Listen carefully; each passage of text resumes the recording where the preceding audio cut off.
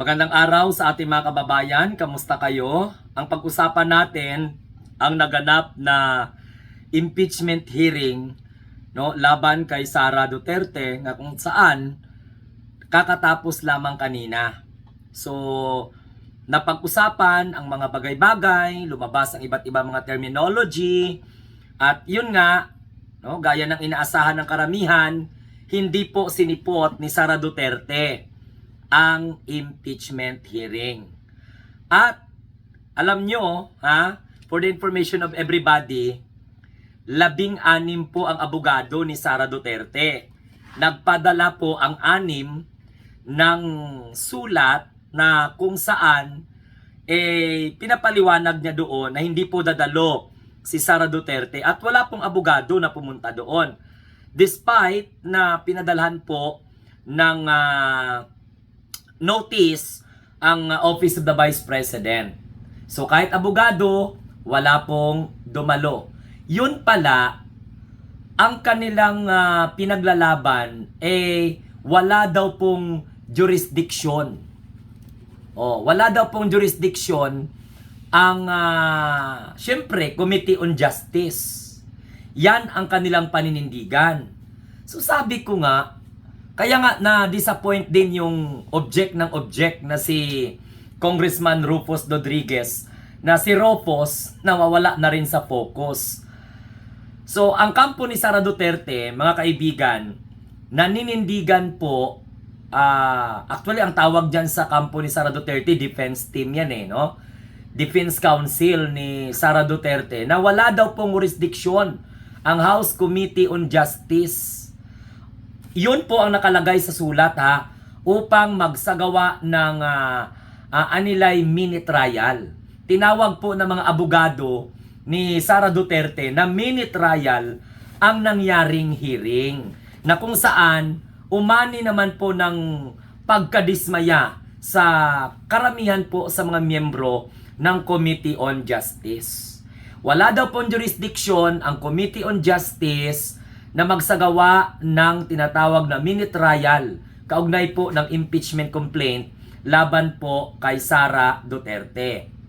At ayon po sa sulat na kung saan pinadala sa Committee on Justice, address po sa chairman na si Congresswoman Luistro, sabi ng abogado na si Attorney Sheila Sison, sa ilalim daw po ng konstitusyon, tanging Senado lamang po ang may kapangyarihan na magsagawa ng impeachment trial.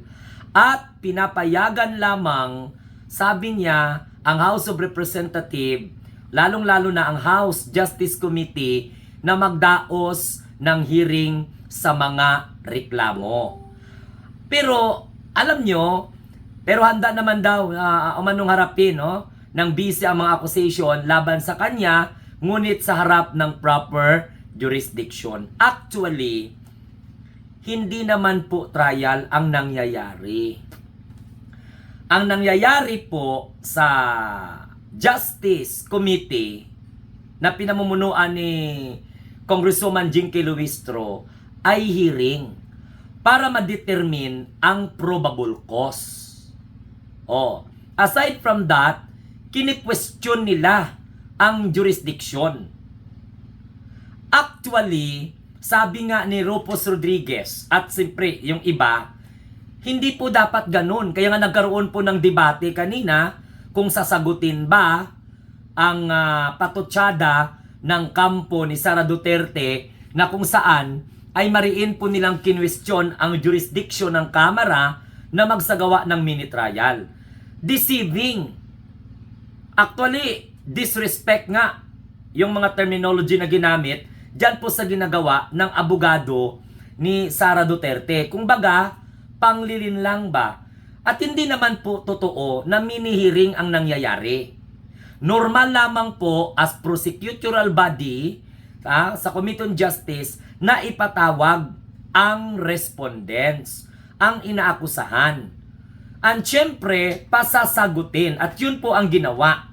At actually, maliwanag naman po sa explanation ng chairman ng Committee on Justice. So, ang counsel kasi, hindi po pwedeng na abogado ang magsasagot.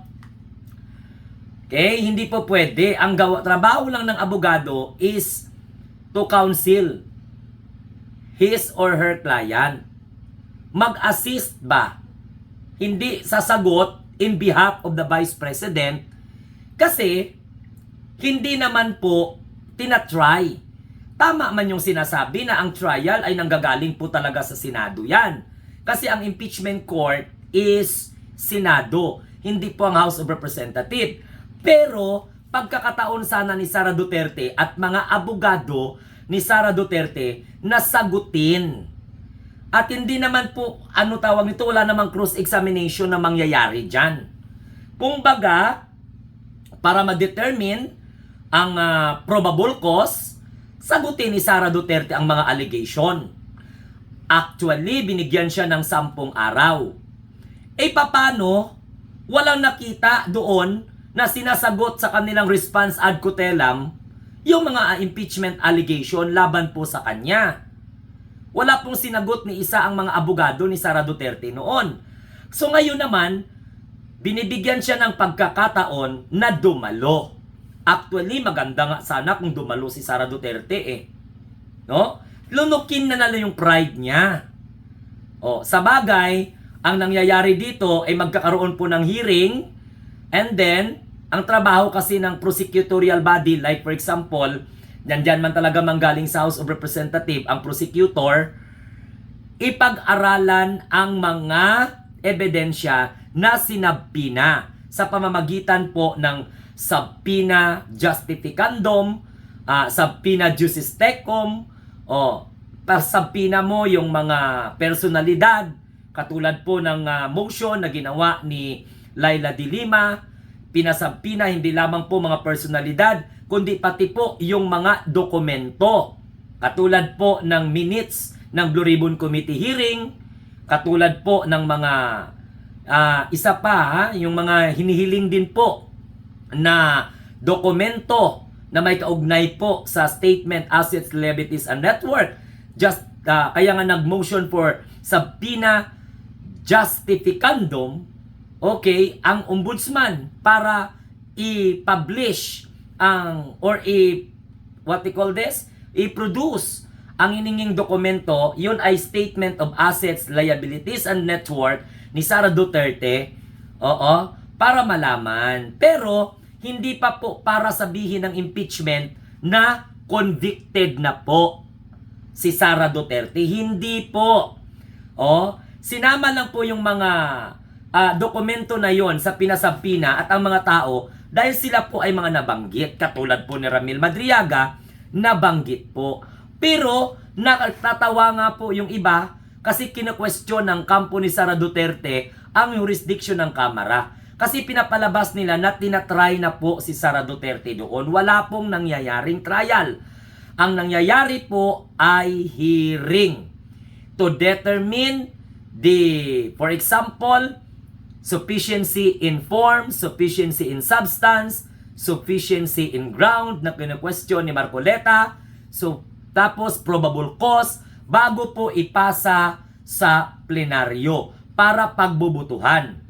Kung uusad doon po sa Senado sa pamamagitan ng transmission. Kasi transmit man yan after mo makuha ang 1/3 of votes ng ating mga House of Representatives sa Kamara. Kailangan mag 105 or 106 and above para matransmit mo ang article of impeachment para mag-act again. Forthwith proceed ang Senado, dahil yun po gagampanan na nila ang kanilang mandato bilang impeachment court.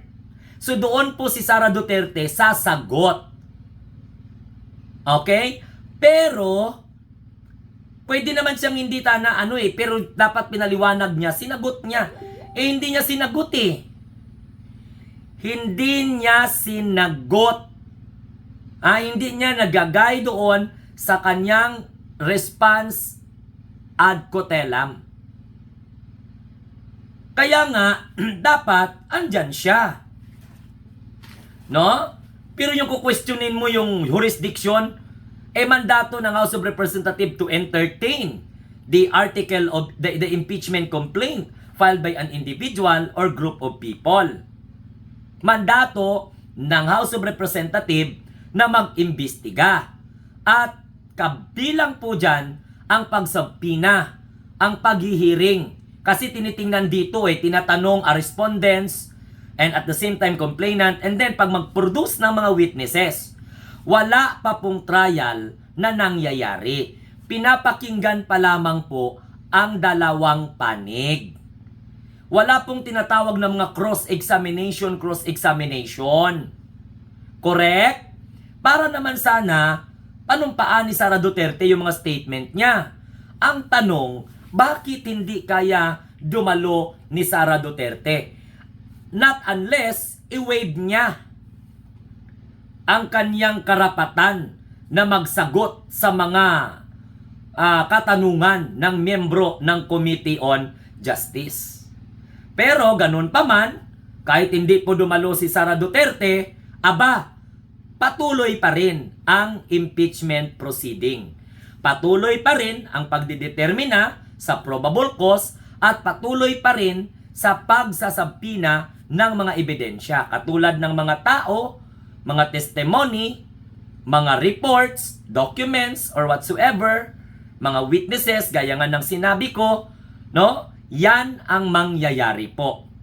Walang pong trial, pero sa totoo lang, kahit may trial, kung wala namang kasalanan si Sara Duterte talaga, bakit siya natatakot? At bakit siya hindi dadalo? Anong kinakatakutan ni Sara? Sabi nga niya, bloodbath, kaya niyang harapin. Sa bagay, given, total, desisyon po ng kampo ni Sara Duterte yan, no? Kasi, while the invitation for the respondents, no? Sino ang respondent? Si Sara Duterte, and at the same time, counsel to participate in the commitments or the committee mini trial is well noted. So, sabi nga ni we cannot however do so at this point on the ground that the committee and or the House lack jurisdiction to conduct any form of trial. Yun ang sinabi ng mga abogado ni Sara Duterte. Nanindigan talaga sila. Wala daw po jurisdiction. Kaya nga, hindi na lang po pinansin. Hindi po pinagsabihan ng mga abogado sa pamamagitan ng sulat. Actually nga, nagmotion si Rufus Rodriguez na ipatawag ang mga abogado. Pero sabi nga ni Laila de Lima, do not give them importance. Wala. So, didma. Hindi na sila magsusulat para kung ano. Hayaan na lang kung ano ang komento ng mga abogado ni Sara Duterte. Pero ang katotohanan, sabi daw po ng mga abogado, wala daw jurisdiction ang Kamara. Yan ang sinasabi niya. Pero handa daw dumalo si Sara kapag nasa tama na po, no? Kapag may proper jurisdiction, which is according to them, Senate lang ang may proper jurisdiction. So ayan mga kamunting tinig, bahala na kayo kung ano po ang inyong masasabi sa pagliban o at the same time pagpapalusot ng kampo ni Sara Duterte. 16 yan pero hindi na-impress ang mga miyembro ng House Committee on Justice. So ganun na lang. So maraming salamat at comment down below kung ano ang masasabi nyo sa hindi pagdalo ni Sara Duterte sa impeachment hearing. Okay? Kung kayo ay bago sa ating channel, huwag kalimutan mag-like, share, and subscribe. And don't forget to click the notification bell para updated kayo every time na mag-upload tayo ng mga video. Bye-bye and God bless everyone. Salamat sa inyong lahat.